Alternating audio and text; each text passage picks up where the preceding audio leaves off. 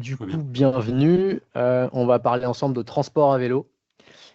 C'est un webinaire qui est animé dans le cadre du programme cyclocargologie qu'on vous présentera pour ceux qui ne le connaissent pas. Un petit mot sur le porteur du programme cyclocargologie. Les boîtes à vélo, c'est le premier logo qu'il y a en haut à gauche. C'est l'association professionnelle qui rassemble les gens qui utilisent le vélo comme outil de travail, donc les professionnels de la cyclomobilité. Ça peut être toute forme de métier, des gens qui utilisent le vélo pour transporter des trucs au sens de la logistique, c'est un peu ce dont on va parler aujourd'hui, et des gens qui utilisent le vélo comme outil ou relais de leur activité, c'est-à-dire que ça peut être des artisans, des plombiers, des coiffeurs, des fabricants. Ça peut être des gens qui vont être dans des métiers d'intervention. Il y a plein de façons d'utiliser le vélo comme un outil de travail.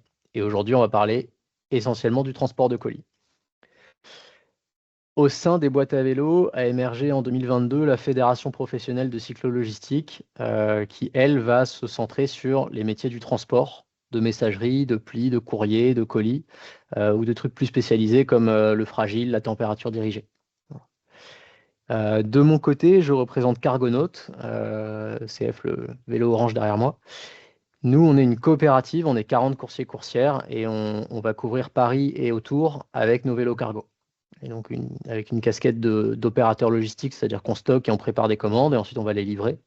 Et tous les métiers qui vont autour de dispatch, d'interface logicielle et un peu plus récemment de conseil et de formation.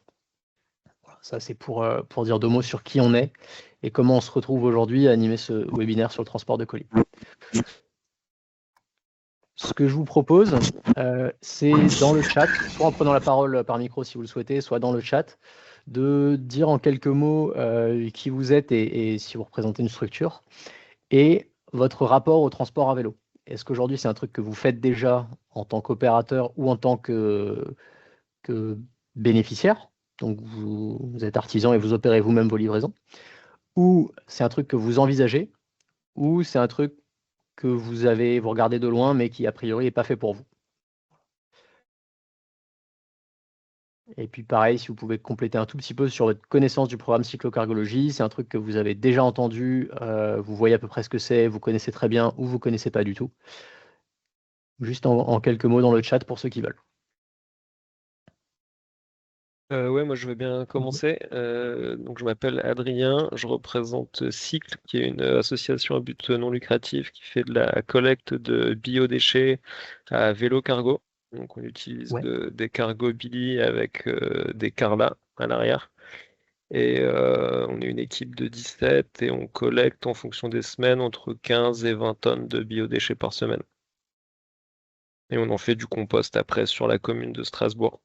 Donc l'idée c'est d'avoir 100% de la collecte jusqu'au centre de tri qui est faite à vélo. Et on fait le compost, donc la valorisation et l'utilisation du compost sur la commune, donc sans jamais en sortir. Et Super. donc voilà, pour répondre au point d'après, voilà, on a déjà recours. Et cyclocargologie, je connais vraiment pas beaucoup. Mais j'ai vu passer le webinaire et je me suis dit qu'il pourrait y avoir des choses intéressantes. Tu as vu de la lumière, tu as cliqué, bah, tu as bien fait. Ouais, c'est un peu plus que ça. C'est aussi qu'on réfléchit à éventuellement diversifier un petit peu nos activités. Yes. Et voilà, comme on a déjà un parc de vélos assez conséquent avec des gens qui savent bien s'en servir. Ouais, ouais. Super. Pour ma compréhension, vos points de collecte, ça va être des bureaux, des CHR, de la restauration collective, un peu tout ça. Ouais, les professionnels, on vise Ouais. les professionnels, donc il n'y a pas de collecte de particuliers, mais ouais, on a plus de 200 partenaires, donc il va y avoir des écoles, des crèches, des institutions publiques, des sièges d'entreprise, beaucoup de restaurants, des hôtels, des Mhm. choses comme ça. Cool. Ça marche, bah merci. Merci à vous. Je peux continuer si vous voulez. Moi, je m'appelle Guilain. Je travaille chez Orphée Film en production de films. J'ai recours à vélo pour un usage personnel de déplacement, mais j'ai pas encore eu l'occasion de l'utiliser sur des tournages et je me posais quand même pas mal la question de la pertinence de certains déplacements, euh, certaines logistiques en cargo dans un contexte urbain. Et je connais pas du tout le programme cyclo-cargologie. Ok, merci.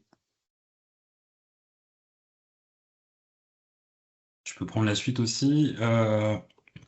Donc Renaud, je suis coordinateur du programme Marguerite sur le territoire de Lille. Donc on Yes. connaît bien aussi Cargonaut, qui est partenaire sur la métropole du Grand Paris.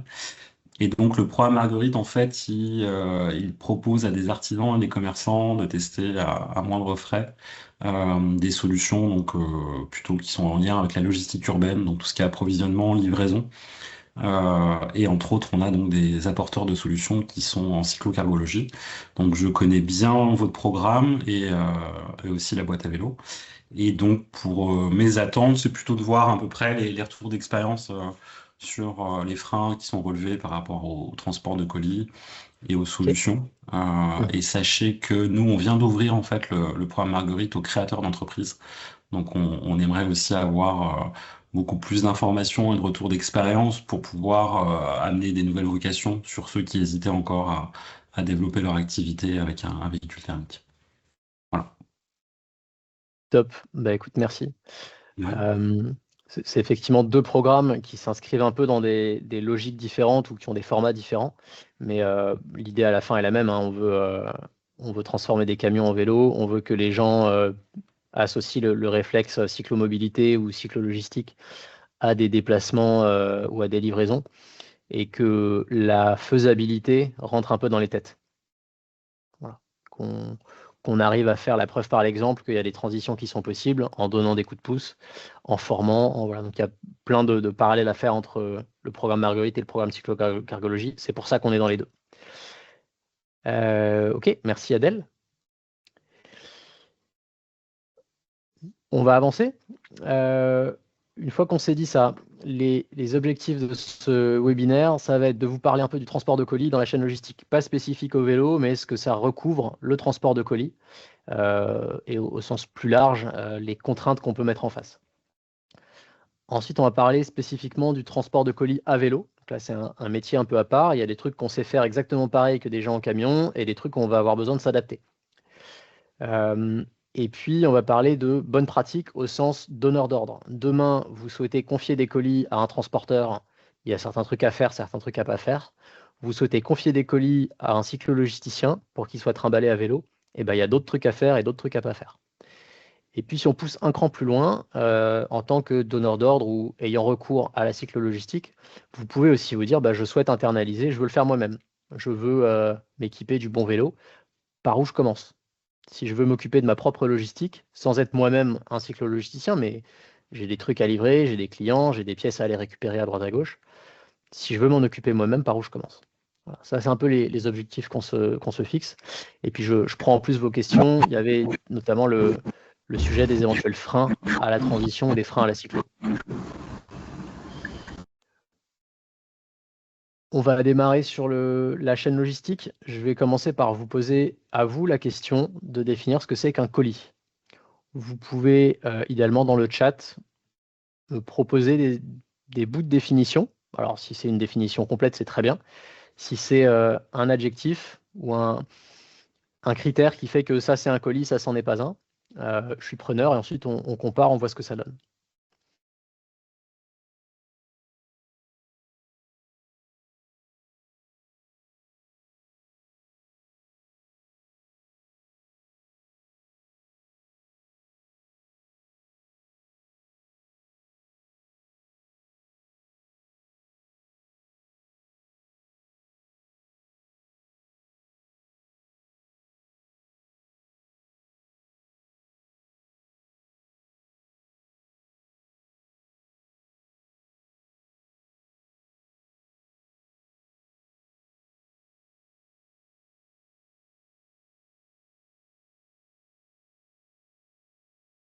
Un élément physique qui ne peut être envoyé sous forme dématérialisée. Ouais, ça marche.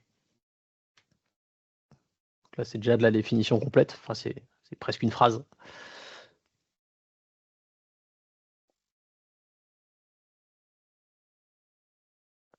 C'est un emballage, ça contient un produit physique et c'est transporté d'un point à un autre. Ouais, ça marche aussi très bien.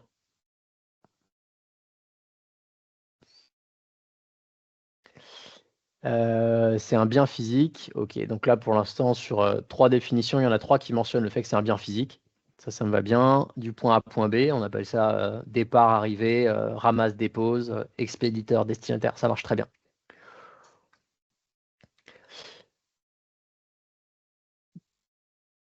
On peut éventuellement se fixer des critères pour dire ça c'est un colis, ça c'en est pas un. Est-ce que un poids max, ça fait un colis? Est-ce qu'un truc de 500 kg, ça reste un colis?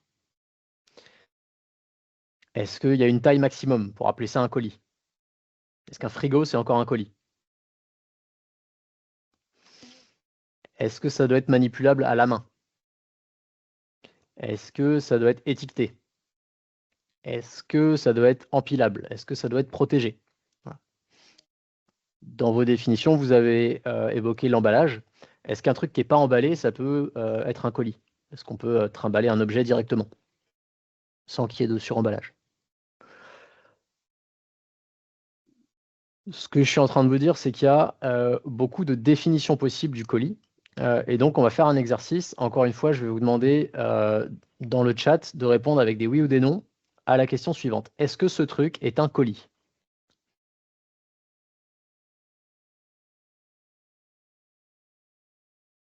Ok, oui, oui, oui. Et la question que je vous pose, je vais mettre d'autres photos. La question que je vous pose, c'est pas est-ce que c'est transportable à vélo? Ça, on verra plus tard. Pour l'instant, je vais vous demander si c'est pas un colis, pour vous, de justifier pourquoi ça l'est pas. Est-ce que ce truc, c'est un colis? Une cagette de fruits non protégée, ou potentiellement il y a une pomme ou une mandarine qui peuvent se barrer.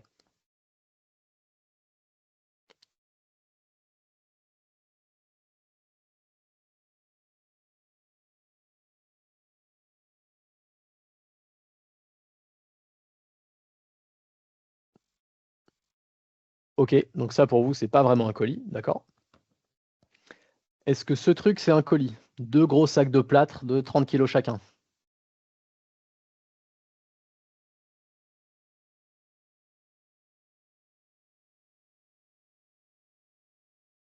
Ça, ouais, ok, ça compte. Est-ce que ce truc, c'est un colis? Il y a un paquet cadeau, potentiellement c'est un bouquin. C'est pas étiqueté, mais bon, pourquoi pas.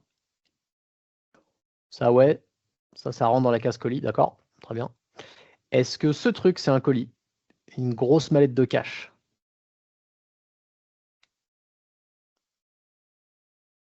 Ok. Est-ce que ça, c'est un colis?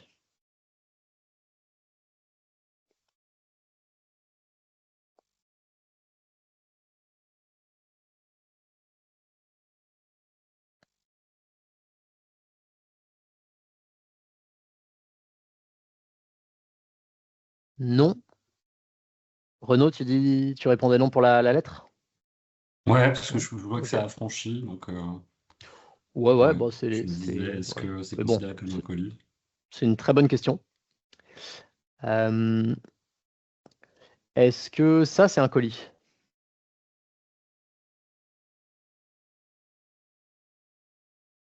Un sac poubelle rempli de on sait pas trop quoi. Ok. Est-ce que ça, c'est un colis?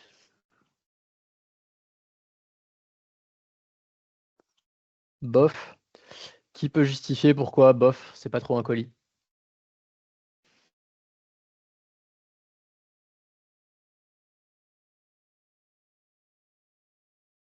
Le poids, ça nécessite des précautions. Ok, ça me va comme réponse. Est-ce que ça, c'est un colis? Donc une palette avec plein de cartons dessus.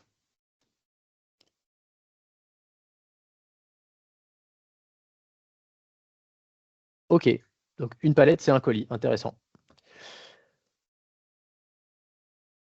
Est-ce qu'un organe en attente de transplantation, c'est un colis? Ouais, ça marche. Est-ce que des fringues qui sortent du pressing sur cintre, c'est un colis?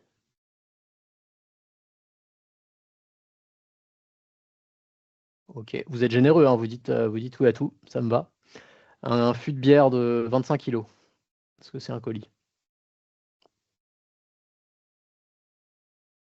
Ok. Du poisson sur glace dans sa barquette en polystyrène, en admettant qu'il y ait le couvercle avec.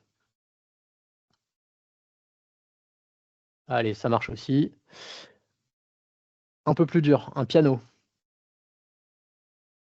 Ok. Alors pour l'instant, dans les noms, il y a eu la lettre, la Vénus de Milo et le piano. Mais le reste, ça vous va.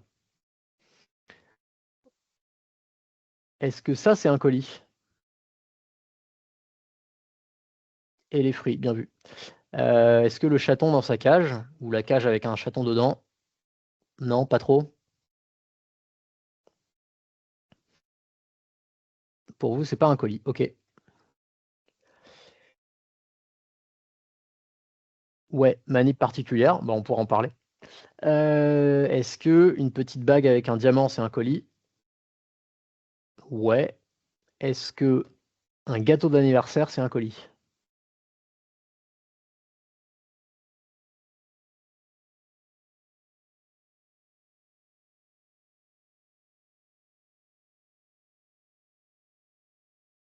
Bof. Alors, en fait, il y avait des colis partout. C'est facile, vous avez répondu oui à presque tout. L'idée, c'est que ce qu'on va appeler colis au sens du transport, c'est pas lié au colisage ou au sens de la représentation qu'on en a. Donc, il faut que ce soit un carton en craft marron pour appeler ça colis. Un colis, c'est une unité de manutention, c'est-à-dire un ensemble de trucs que je vais déplacer d'un point A à un point B avec une origine connue, une destination connue, et je le déplace ensemble. Ce machin, par exemple, certains vont dire que c'est une palette avec des colis dessus, et certains vont dire que c'est 12 colis différents.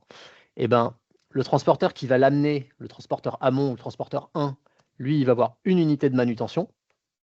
Pour lui, c'est un bout de bois avec des trucs dessus, et ça va à un endroit. Et le transporteur 2, il va voir arriver un bout de bois avec 12 trucs dessus, et pour lui, c'est 12 unités de manutention, c'est 12 colis. Ça veut dire que le produit qui est dans ce carton-là, avec une étiquette, au début de sa vie, il va voyager sur une unité de manutention qui est la palette, et à la fin de sa vie, une fois que la palette sera éclatée et répartie vers ses différents destinataires, il va voyager indépendamment ou potentiellement lui, avec un autre sac à côté qui n'a rien à voir. Donc, la définition de colis, elle va recouvrir des trucs différents. Ça peut être un objet, un seul, utilisable directement, ou un morceau d'objet, ou un regroupement de plusieurs objets. L'exemple de morceau d'objet, c'est quand vous achetez un truc chez Ikea, un meuble, c'est plusieurs colis. Et un exemple de regroupement, c'est quand vous achetez un pack de lait, un colis, c'est 6 briques de lait. Bon, bah, les deux marchent. Dans les deux cas, c'est un colis parce que vous le prenez, vous pouvez en transporter un à la fois. Voilà. C'est une unité de manutention. Et au cours de sa vie, ça peut être la même UM du début à la fin, ou ça peut être regroupé selon les étapes dans des UM différentes. Par exemple, si je mets mes colis sur des palettes et mes palettes dans des conteneurs, eh ben, l'unité de manutention, c'est le conteneur. Et pendant que c'est conteneurisé et que ça passe d'un bateau à un train, l'unité de manutention, c'est le conteneur. Donc j'ai un seul colis.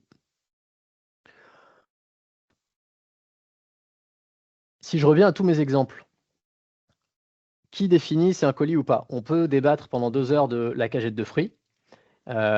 Si je me pointe dans un bureau de poste avec une cagette de fruits, le gars au guichet va me dire « T'es gentil, mais ça, on ne prend pas ».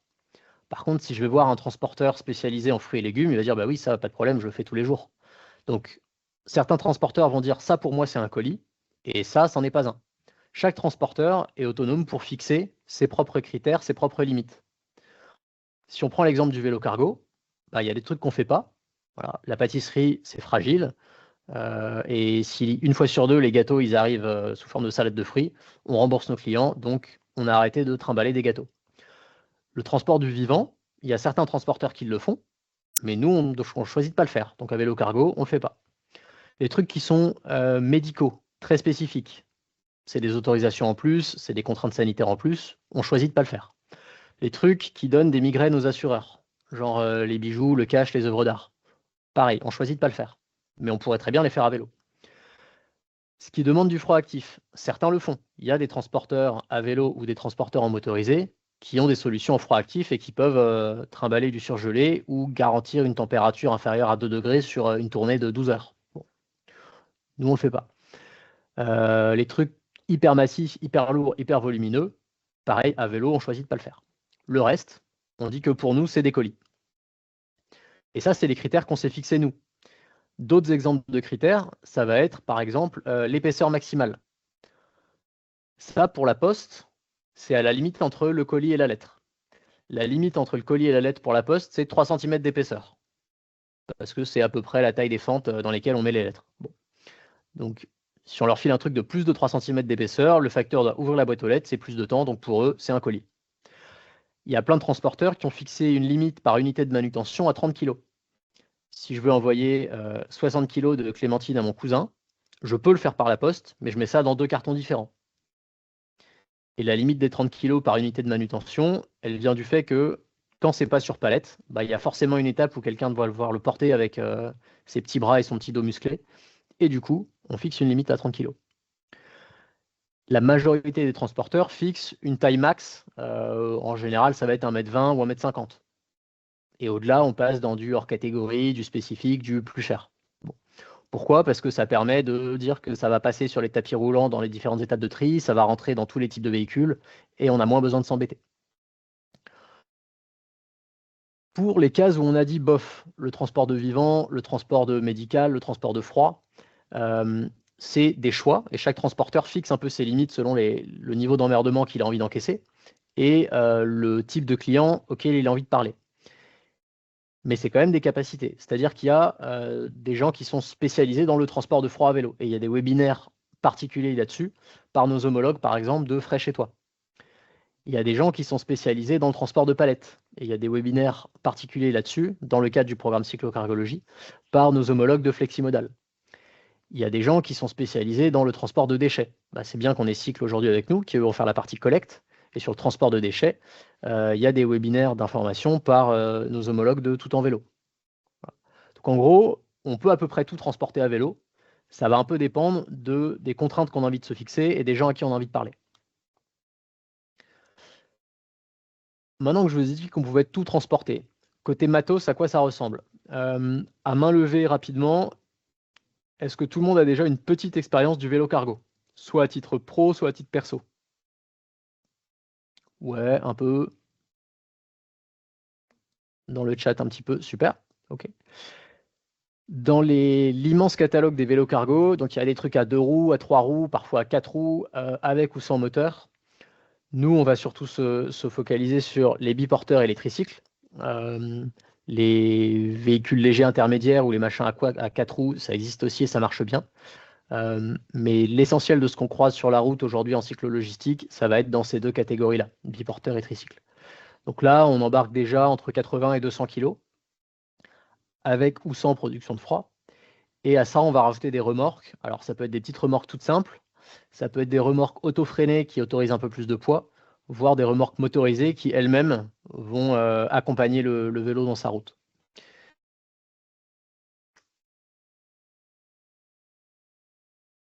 L'idée générale, ça va être de se dire, on part du plus lourd, on part du plus basique, et on se fixe un peu des règles de chargement. Par exemple, si c'est lourd et massif, je le mets en bas, le plus près possible du centre de gravité. Si c'est froid, je prends en plus des précautions avec des housses isothermes, des plaques eutectiques, ou alors j'ai embarqué une solution de froid actif. Si ça dépasse, je peux faire dépasser vers l'avant, je peux faire dépasser vers l'arrière, je peux faire dépasser sur les côtés. Si c'est fragile, je mets au-dessus. Et si c'est ultra volumineux, je mets derrière avec une remorque. Ensuite, chaque fois qu'on rajoute une contrainte sur un colis, on va venir rajouter une contrainte sur les possibilités d'optimisation. C'est sympa de faire du vélo cargo et de pouvoir trimballer sur le même trajet différents produits qui ne vont pas aux mêmes endroits, mais il faut que les produits soient compatibles entre eux. Donc si j'ai plein de trucs lourds et plein de trucs fragiles et plein de trucs froids et plein de trucs qui dépassent, je ne pourrais pas forcément les mettre ensemble. Ça veut dire que je pourrais moins bien optimiser mes tournées, donc que ce sera plus cher. Du coup, la majorité des transporteurs vont construire ce qu'on appelle des grilles tarifaires. En gros, c'est le menu, où vous avez la liste des livraisons possibles. Et le prix d'une livraison, il va dépendre des galères qu'on se met sur un colis. C'est lourd, c'est plus cher. C'est fragile, c'est plus cher. c'est du frais, c'est plus cher. Ça dépasse et c'est lourd et c'est fragile et il faut le livrer dans une demi-heure, c'est beaucoup plus cher. Voilà. Mais là, on commence à rentrer un peu dans le modèle économique. Deux petites illustrations pour frimer un peu. Ça, c'est sur les capacités réelles d'emport d'un vélo cargo. Donc là, on a 3 matelas. Là, on a un chargement où on s'est fixé la limite aux yeux du coursier. Et on se donne un peu comme règle générale que le poids max, alors il y a évidemment la préconisation du poids max du constructeur. Il dit le vélo, c'est maximum 120 kg, on ne va pas aller au-delà. Mais on veut surtout que le vélo reste manœuvrable. Et un vélo chargé, on va faire payer plus cher parce qu'il va rouler moins vite. Et surtout, il va imposer beaucoup sur la conduite du coursier ou de la coursière. C'est-à-dire qu'on va avoir un centre de gravité qui sera décalé, donc une réaction aux virages, aux accélérations qui ne sera pas la même, qui sera plus imprévisible. Ça va nécessiter d'accélérer plus en douceur, d'anticiper ses freinages, de rétrograder beaucoup plus pour sauvegarder un peu la chaîne et la transmission, et de prendre moins d'angle dans les virages, de bien anticiper les changements de direction. Si on se rajoute une remorque, ça veut dire qu'on peut frotter derrière. Tout ça, c'est des trucs qui vont venir dégrader un peu la qualité de la conduite, et donc rajouter du temps de route, et donc rajouter du prix sur la livraison. Voilà. Mais il y a un lien très très direct, qui est assez facile à comprendre, entre plus c'est galère à transporter, plus c'est cher, pour le dire un peu vulgairement. Le max du max qu'on ait réussi à faire monter sur un vélo avec remorque, c'est un autre vélo avec remorque, plus le coursier. Voilà, ça c'était un dépannage sauvage en pleine rue, pas très loin de chez nous.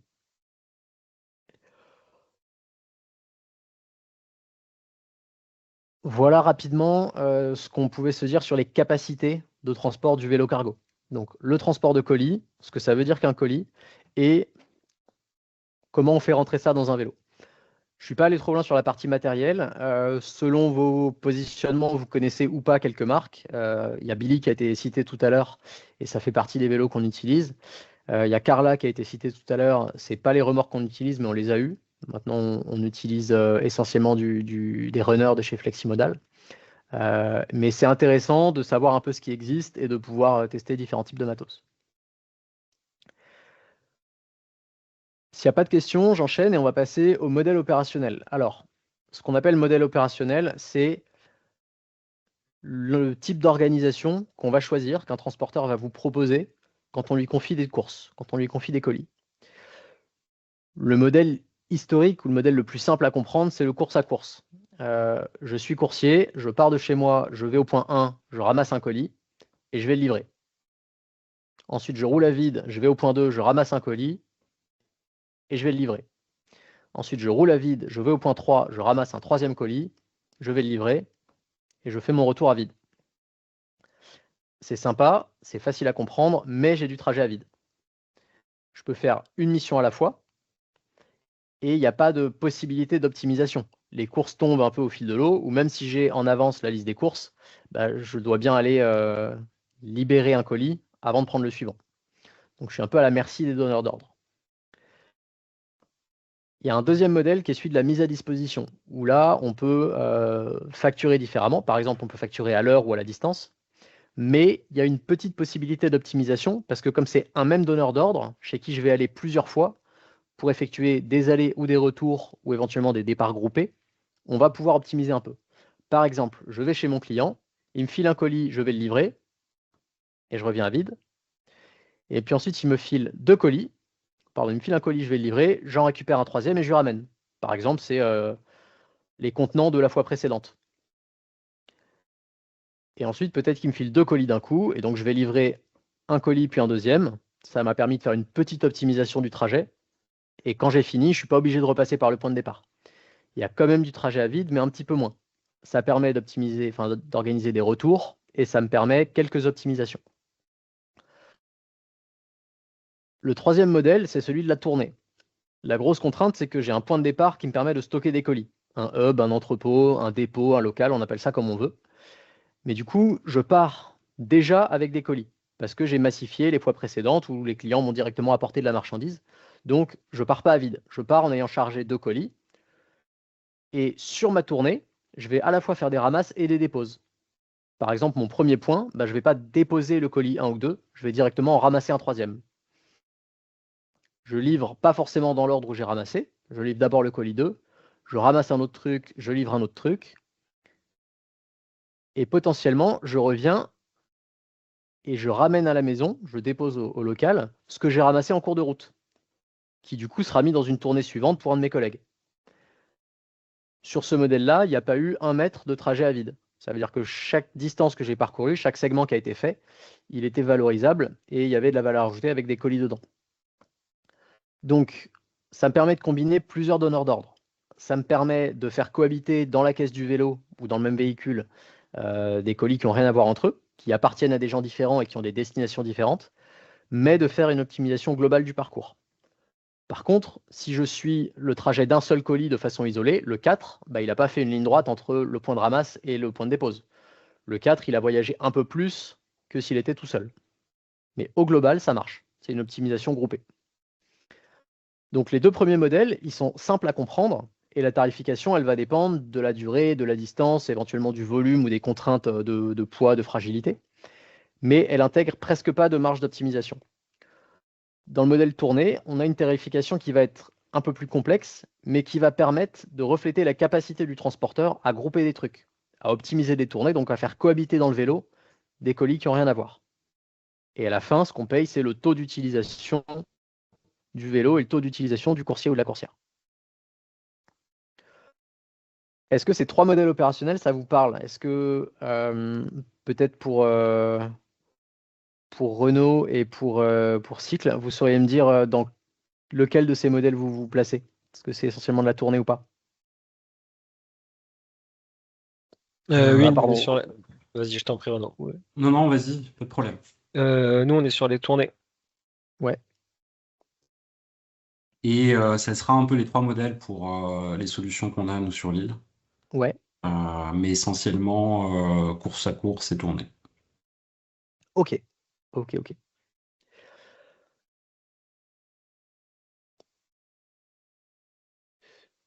Une fois qu'on s'est dit tout ça, s'il n'y a pas de questions, une fois qu'on s'est dit tout ça, ce que je vous propose, c'est un espèce de guide de bonne pratique où vous vous mettez dans la peau d'un donneur d'ordre. Donc demain, vous tenez une boulangerie et vous voulez confier vos livraisons. Vous faites votre pain et vous le vendez en boutique. Et en plus, vous souhaitez le livrer à domicile ou dans des bureaux. Et donc, vous confiez votre pain à un cyclo-logisticien.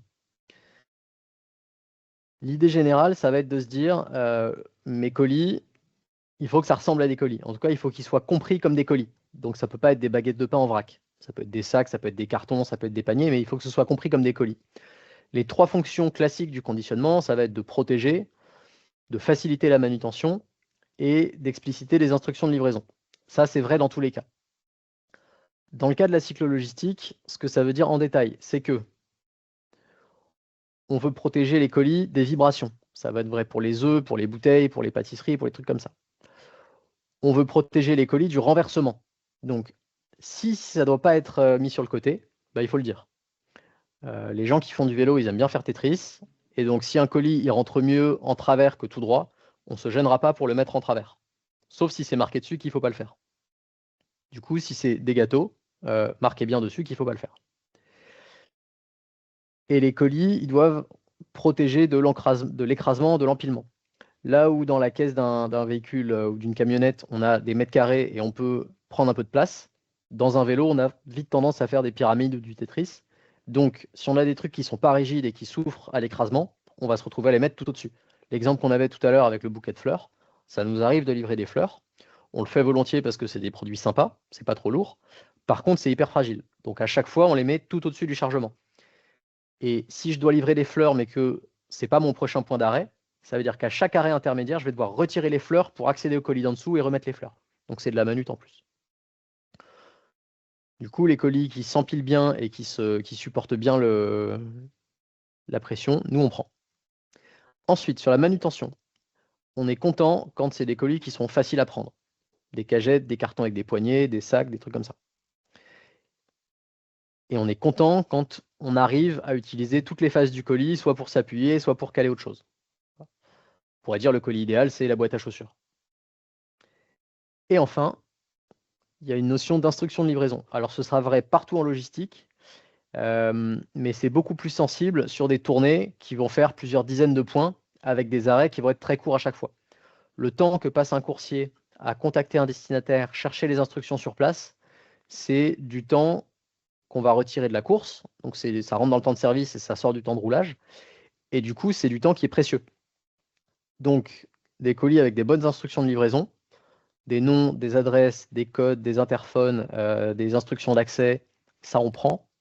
Et quand ce n'est pas le cas, le temps qu'on perd, en général, on est obligé de le refacturer.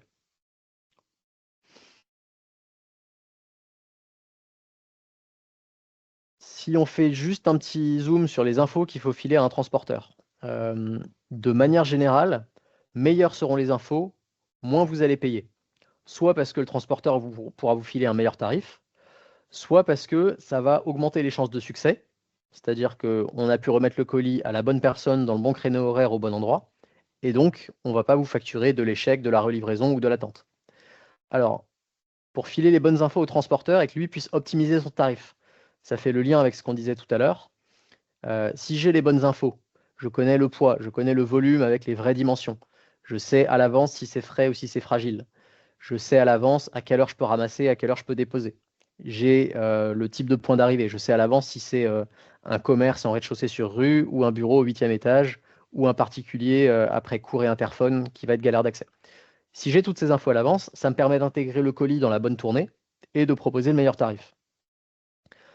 Pareil, pour faciliter la livraison, si j'ai les infos complètes sur les instructions d'accès, ça me permet d'arriver 99 fois sur 100 au bon endroit à remettre le colis à la bonne personne. Si ce n'est pas le cas, on prend des risques de non-livraison, du coup de mise en échec. Voilà dans les grandes lignes sur les infos que nous, on passe classiquement à nos clients, à nos donneurs d'ordre, et que on passe également dans le briefing quand on aide des gens à démarrer en cyclo-logistique. Je pense que par rapport à nos homologues de cycle qui font plus de la collecte et plus sur des points récurrents, on n'a peut-être pas tout à fait les mêmes contraintes, mais ça fait exactement partie, enfin ce que je viens de vous présenter, ça fait partie des conseils que je leur donnerais si demain ils devaient démarrer de la livraison de colis. Maintenant, on va se placer dans le cas où le boulanger ou la boulangère, au lieu de faire appel à un cyclo-logisticien, souhaite livrer ses colis lui-même ou elle-même. Par où on commence? Quelles sont les bonnes questions à se poser? Est-ce que là-dessus, dans ce cas d'usage un peu théorique, une boulangerie et on souhaite opérer les livraisons en propre, vous sauriez quelles questions vous poser? Si chacune là d'entre vous se met dans l'idée que maintenant je suis boulanger, boulangère, vous sauriez vous poser quelles questions pour savoir par où commencer? C'est un peu vague hein, comme champ de réflexion, mais c'est voir si vous avez des idées.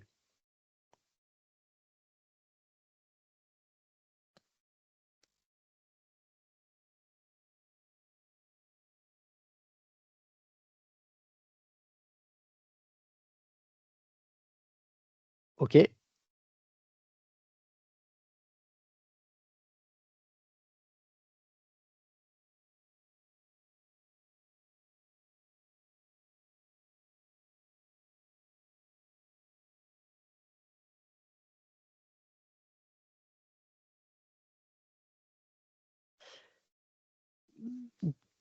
Les horaires, la capacité, véhicule, conditionnement, distance. Ok, ouais, tout ça, ça me va très bien. Est-ce qu'il y a d'autres idées?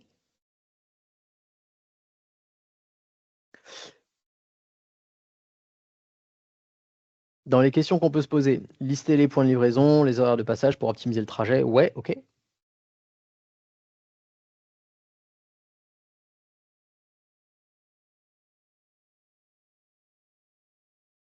Qui s'en occupe? Est-ce que c'est internalisé ou pas? Combien ça coûte?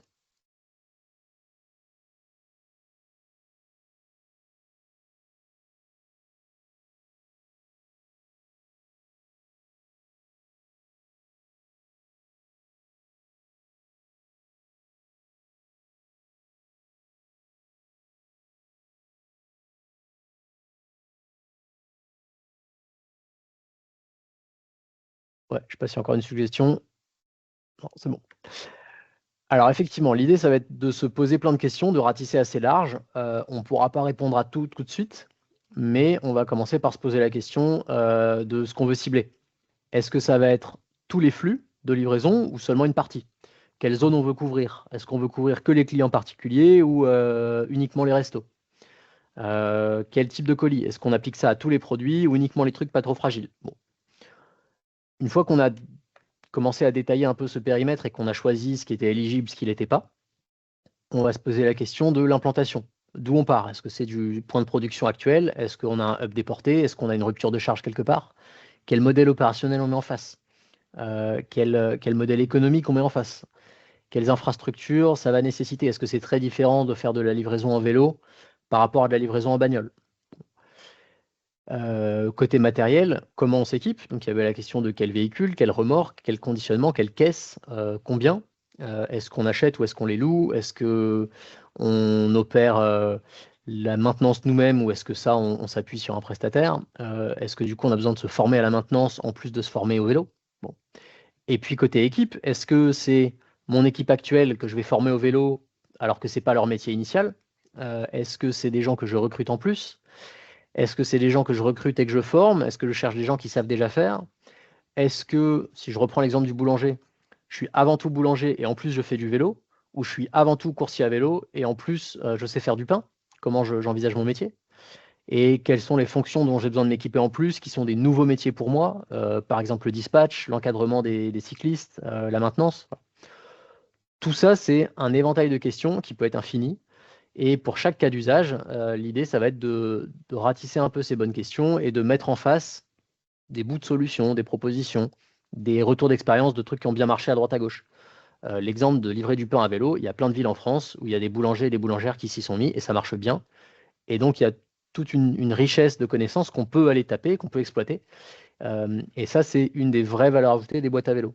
Ça, c'est l'instant placement de produit. Les boîtes à vélo peuvent vous aider sur toutes ces réflexions.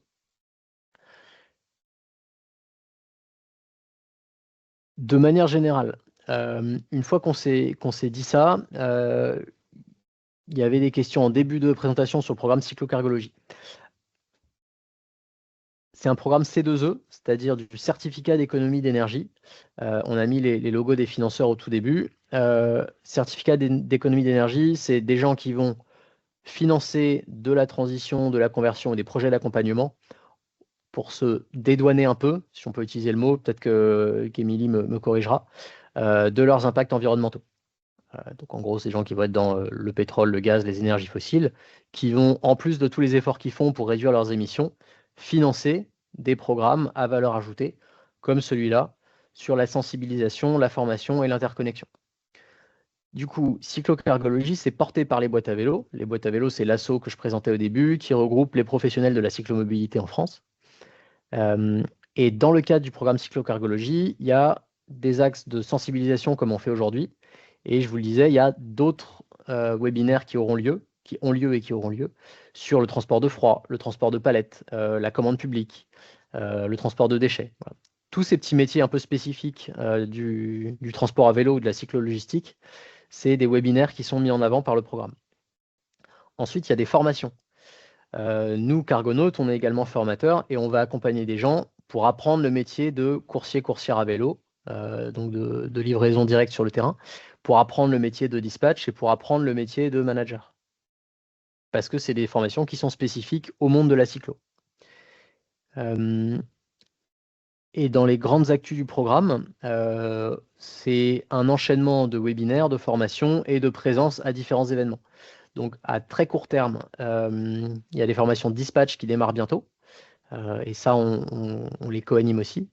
Il y a un autre webinaire un peu sur le même format qu'aujourd'hui, demain, sur la commande publique. Ensuite, on sera à la Villette, là, en fin de semaine, notamment jeudi, sur le World Impact Summit. Et on sera présent sur d'autres salons, Flotte Auto et au Salon international du transport et de la logistique, d'ici le mois d'avril. Voilà. J'étais un tout petit peu vite sur la fin. Spécifiquement sur le programme cyclocargologie, Renaud, si tu souhaites qu'on échange un peu sur peut-être les passerelles possibles avec Marguerite, sachant qu'il y a des acteurs qui sont impliqués dans les deux programmes, ça c'est volontiers. Pour le reste, est-ce qu'il y a des questions particulières? Est-ce que vous souhaitez revenir sur une des slides?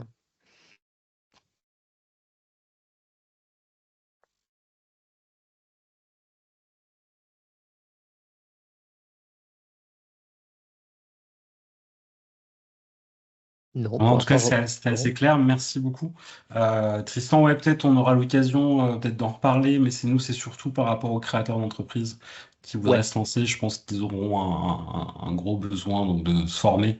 Et finalement, on les redirige assez souvent aujourd'hui sur les webinaires et les formations que vous faites. Mais c'est surtout sur ce public-là, parce que le reste, ça sera des apporteurs de solutions comme vous êtes Cargonaut. Donc là, eux, ils ont déjà le lien avec la cyclocargologie, le programme ouais, C2E et puis les boîtes à vélo. super. Mais avec plaisir en tout cas. Yes, yes, yes. Euh, pour les infos sur les formations, oui, carrément. Soit maintenant tout de suite si vous avez des questions qui intéressent tout le monde, soit je sais pas si vous avez mon mail, si vous aurez forcément mes infos parce qu'on vous enverra le paquet de slides, donc vous aurez tout le contenu. Mais avec plaisir pour échanger sur les formations, ouais.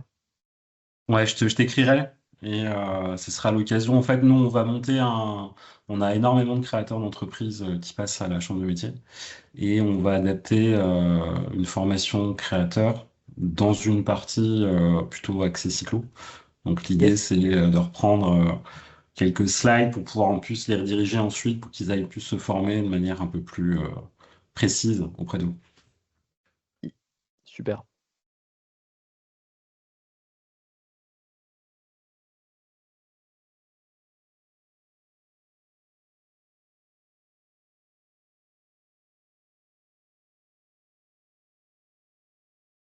Bon, bah si c'est bon pour vous et qu'il n'y a pas beaucoup plus de questions, on va peut-être finir à l'heure. Ça c'est bien. Super, merci beaucoup pour la présentation, c'était intéressant. Bon après-midi à tous. Merci beaucoup.